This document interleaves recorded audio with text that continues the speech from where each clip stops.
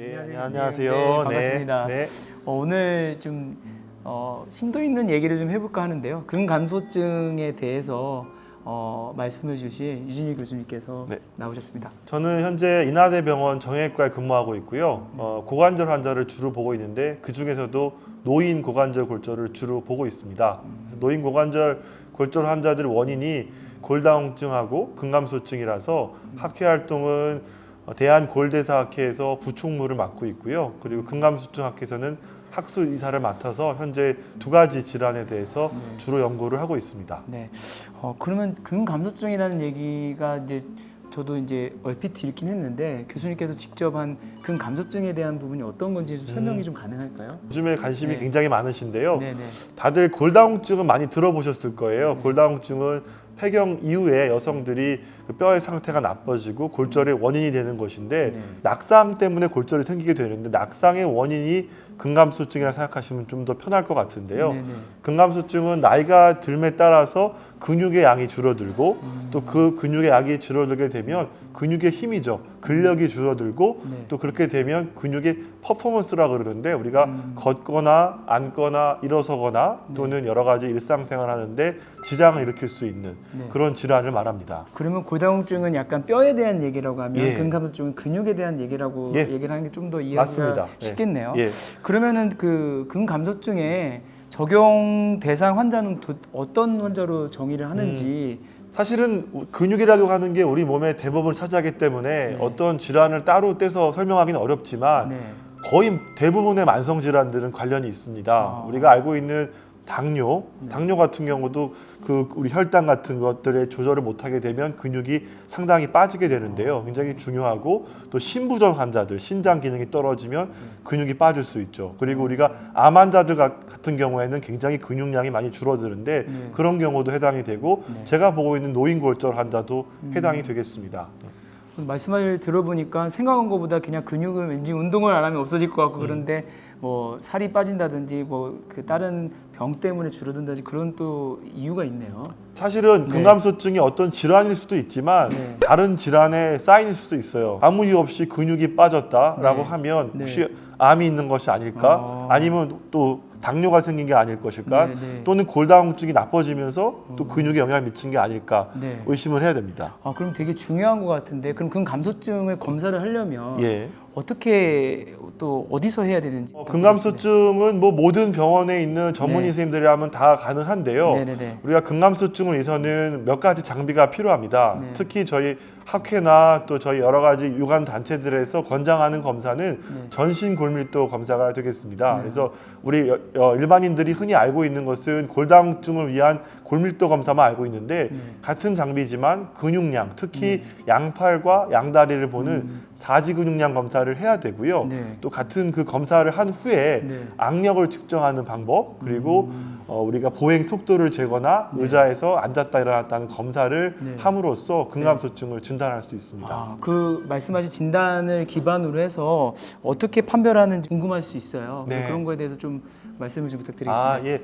뭐 진단 기준이 좀 복잡할 수 있는데요. 네네. 좀 쉽게 설명을 드리면 근감소증이다라고 의심하는 데는 선별 검사가 있습니다. 설문지를 해서 이 환자가 근감소증이겠다라고 생각이 된다면 우리가 검사를 할 수가 있는데 그렇게 되면 앞서 말씀드렸던 전신 골밀도 검사 그리고 악력 그리고 우리가 앉았다 일어났다를 5번 반복하는 검사를 해서 그 검사가 12초를 넘느냐 않느냐 체크할 수가 있고요.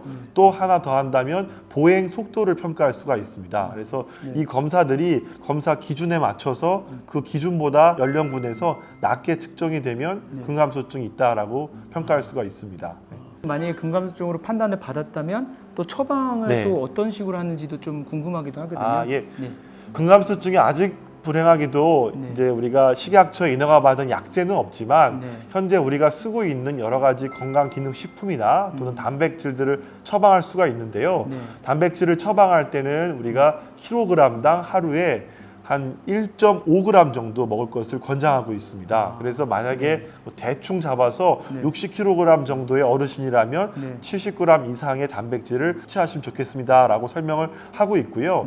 운동도 필요한데 운동 같은 경우는 저항성 근력 운동 쉽게 얘기하면 뭐 물통 같은 걸 들고 아령 운동을 하거나 네. 아니면 의자에서 앉았다 일어났다 운동하는 걸 말하고요. 네. 유산소 운동도 마찬가지로 근육에 도움이 된다고 알려져 있습니다.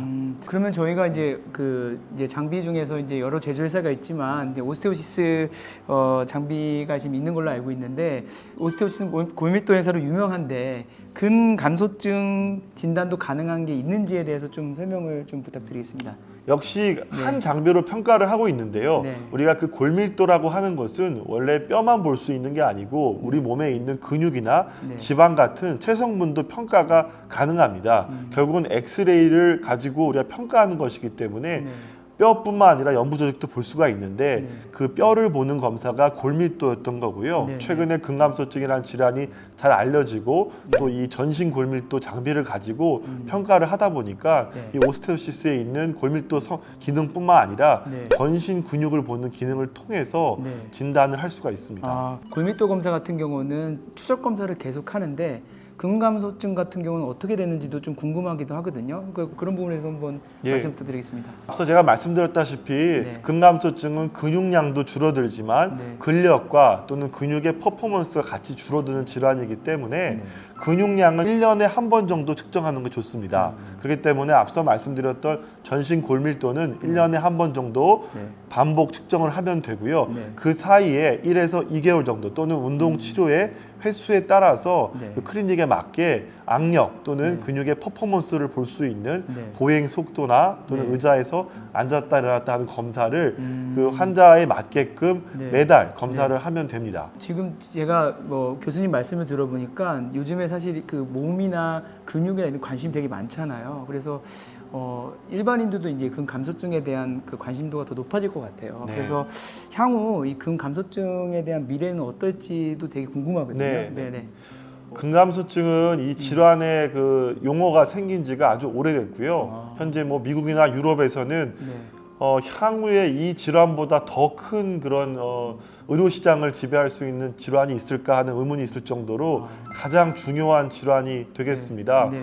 뭐 예를 들어서 노인골절이 생기게 되면 사망률이 매우 증가하게 되죠. 그리고 또 우리가 잘 걷지 못하거나 운동을 못하면 만성 질환이 나빠지게 되는데 이런 것들을 위해서는 모두 근육을 관리해야 되거든요. 그래서 앞으로 근감소증은 모든 미래에서 모든 질환들을 통틀어 봤을 때 네. 가장 중요하지 않을까 생각되고 네. 지금부터 근육을 잘 관리해서 네. 근육을 잘 축적시키고 기능을 유지하지 않으면 네. 나이가 들수록 더 관리하기 어려운 게 근감소증이기 때문에 네. 한시라도 빨리 질환을 치료를 해야 되고 네. 미래에 가장 유망한 질환이 아닐까 생각됩니다. 네. 오늘 제가 의학적으로 잘 모르긴 하지만 교수님 말씀 들어보니까 굉장히 중요한 검사일 것 같고 또 이제 그 노령화되는 부분에 있어서 준비를 해야 되는 부분인 것 같아요. 네. 그래서 오늘 유익한 말씀 주셔서 너무 감사드리고요. 다음에 기회가 된다면 조금 더 자세하게 말씀 나눌 수 있는 그런 시간을 가졌으면 좋겠습니다. 예, 감사합니다. 오늘 얘기해 주셔서 너무 감사합니다. 네. 예, 감사합니다. 네. 네.